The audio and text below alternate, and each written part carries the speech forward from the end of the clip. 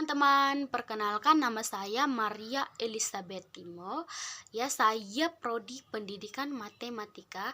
Di sini saya akan menjelaskan bagian-bagian atau komponen-komponen komputer beserta fungsinya. Itu adalah power supply unit. Nah, power supply unit ini biasa dikenal dengan PSU.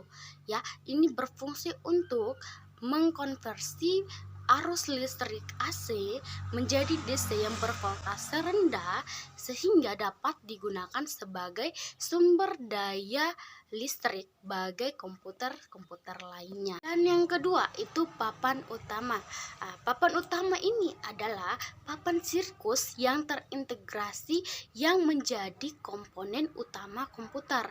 Jadi fungsinya itu untuk menghubungkan semua komponen-komponen komputer. Dan yang ketiga itu Central Processing Unit, ya, yang sering kita kenal dengan CPU atau prosesor. Jadi prosesor ini adalah otak dari komputer. Jadi dia yang mengkalkulasi setiap perintah yang dilakukan oleh komputer. Yang keempat itu chipset.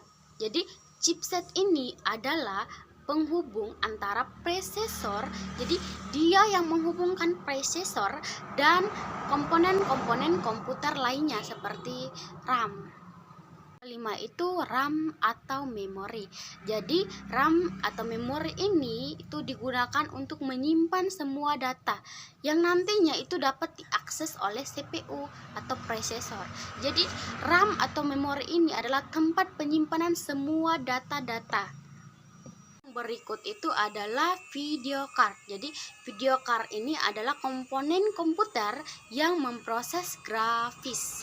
Berikut itu adalah ROM. Jadi ada RAM, ada juga ROM. ROM ini adalah read only memory. Jadi ya fungsinya itu untuk menyimpan firmware BIOS.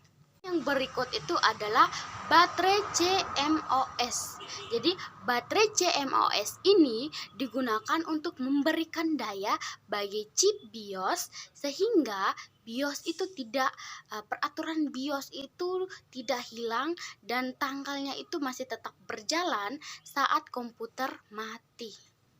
Berikut itu adalah sound card. Jadi sound card ini digunakan untuk memproses suara. Jadi hampir semua motherboard itu memiliki sound card internal.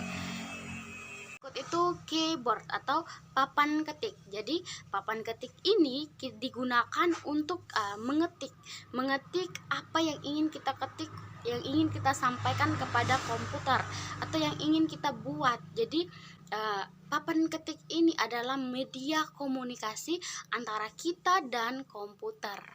Berikut itu mouse. Jadi mouse ini digunakan untuk menggerakkan pointer, ya, untuk memilih opsi-opsi yang ada di monitor.